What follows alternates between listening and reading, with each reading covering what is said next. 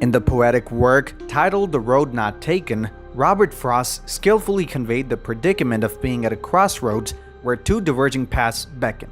Although both paths appeared appealing, he had to make a definitive choice. Frost wrote, "I took the one less traveled by, and that has made all the difference," underscoring the significance of his chosen path. Akin to this metaphorical juncture, half a century ago, India and China found themselves in a similar situation. Their respective fertility rates, standing at 5.6 and 5.5 children per woman, were closely matched and exceeded the replacement level fertility of 2.1, considered essential for population stability. Moreover, both nations confronted comparable social and developmental challenges as they endeavored to reconstruct their nations following protracted periods of colonial subjugation, imperial subordination, and warfare. However, their trajectories towards population control diverged considerably, shaped by distinct policies and approaches. With India's population now surpassing China's, this development elicits a blend of optimism and concern, necessitating a reflection upon these journeys. This video is presenting the depth study and pertinent insights from these historical pathways to assist societies and policymakers to glean valuable lessons for the present and future. In the light of India's current demographic milestone, it becomes imperative to revisit the past and embrace a discerning analysis of these divergent approaches, thereby facilitating informed decision-making for society and its leaders. India has been implementing its family planning program since 1952, opting for a deliberate and gradual approach. This initiative aimed to offer reproductive health services, provide couples with contraceptive choices, and grant them the freedom to determine the desired number of children. Initially, the strategy did not yield immediate success. The population growth rate actually increased from 21.6% in 1961 to 24.8% in 1971. Resulting in a population rise from 439 million to 548 million. This escalation was primarily attributed to improved life expectancy, which rose from 45 to 49 years during that decade. The mounting concern over these burgeoning numbers became palpable. In fact, the frustration was so pronounced that during a state of national emergency imposed by then Prime Minister Indira Gandhi in 1975, numerous civil liberties were suspended and the government resorted to coercive measures, particularly male sterilization. Following the lifting of the emergency in 1977, India reverted to its former path, placing renewed emphasis on the provision of reproductive health and family planning services as a means to achieve population stability.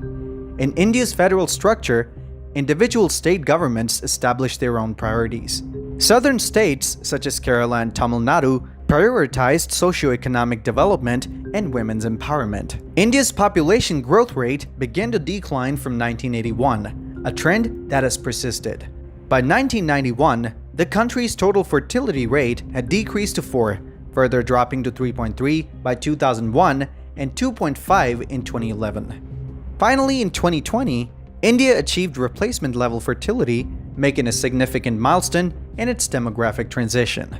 As India celebrated its significant milestone in 2020, China grappled with a distinct population crisis, far removed from the one it faced in the 1970s. China's fertility rate had plummeted well below replacement levels, reaching 1.3, prompting the country to undergo a series of policy reversals in an attempt to increase the birth rate. China found itself confronting the reality of an aging society, a shrinking workforce, and a slowing economy. But how did China transition from one extreme to the other? Despite investing significantly in infrastructure and healthcare since the establishment of Communist China in 1948, the country was determined to swiftly achieve lower fertility rates.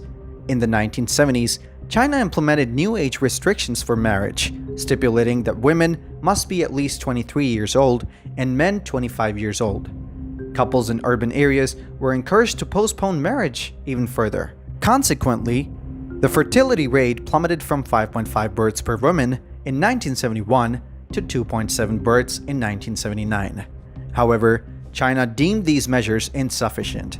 In 1979, the one-child policy was introduced, imposing fines on couples who gave birth to 2 or more children.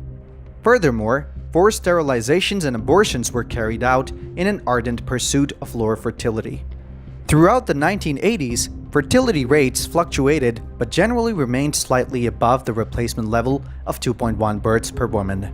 Nevertheless, the early 1990s marked a turning point as fertility rates fell below replacement level, and the decline has persisted since then. China has now come to realize the unintended consequences of its previous policies, which has resulted in a skewed sex ratio with more men than women and a rapidly aging population. In 2016, the policy was revised to allow families to have 2 children, and it was further expanded to 3 children in 2021. However, the punitive restrictions imposed over several decades have fundamentally disrupted China's demographic landscape, making the mitigation and reversal of these effects incredibly challenging. In 2022, China's population experienced its first decline in 60 years, decreasing by nearly 1 million people. In the coming years, India and China will face distinct demographic landscapes with notable implications for their respective futures. China is undergoing a rapid process of aging. The proportion of its population aged 65 and older has nearly doubled since the early 2000s, rising from 7% to 13%. The repercussions of China's past restrictive policies are also evident in the severe gender imbalance, with 1,123 male births per 1,000 female births recorded in 2020. Addressing these challenges will require innovative solutions to sustain economic growth and cater to the needs of the elderly. Conversely, India possesses a youthful population. With half of its people below the age of 30, this demographic profile presents significant opportunities for the country. Successive Indian governments have prioritized investments in girls' education and women's social and economic empowerment, taking a developmental approach instead of resorting to coercive measures as seen in China's past policies. India's approach aligns with the principles set forth in the United Nations organized International Conference on Population and Development held in Cairo in 1994. The conference emphasized investing in people's lives and discouraging coercion as a means to reduce fertility. States like Kerala, Tamil Nadu, and Andhra Pradesh in India have successfully achieved low fertility rates early on, serving as examples for others. India has also implemented targeted initiatives in 146 high fertility districts across 7 states, encompassing enhanced contraceptive supplies and family planning campaigns. Nonetheless, India still faces unfinished tasks. As its population continues to grow, the large young segment can contribute significantly to the country's economic progress, but requires adequate education and training. India must ensure that its education and skill development programs align with the demands of the job market. The success of India's youth will be pivotal to the nation's overall success. Moreover, India should capitalize on its gender dividend, referring to the economic growth potential derived from increased investments in women and girls. Recent data highlights China's highly skewed sex ratios at birth. In 2020, India observed a sex ratio at birth of 1,079 male births per 1,000 female births. Going forward, India must prioritize gender equality initiatives aimed at transforming patriarchal norms, particularly by promoting secondary school education and enhancing female workforce participation.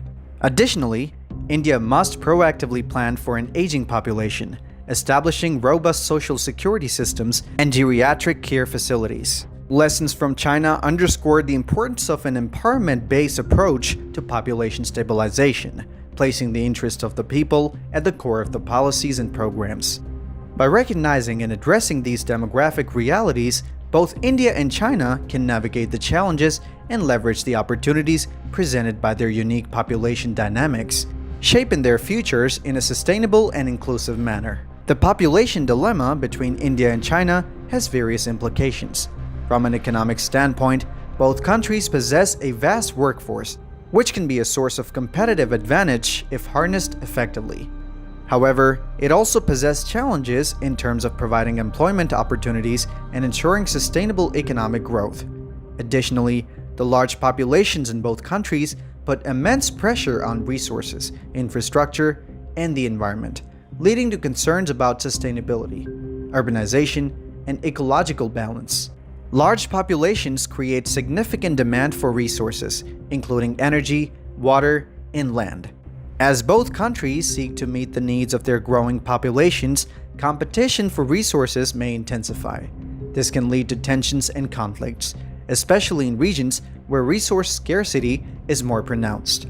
In such situations, military considerations may come into play to protect strategic resources or secure access to vital supply routes.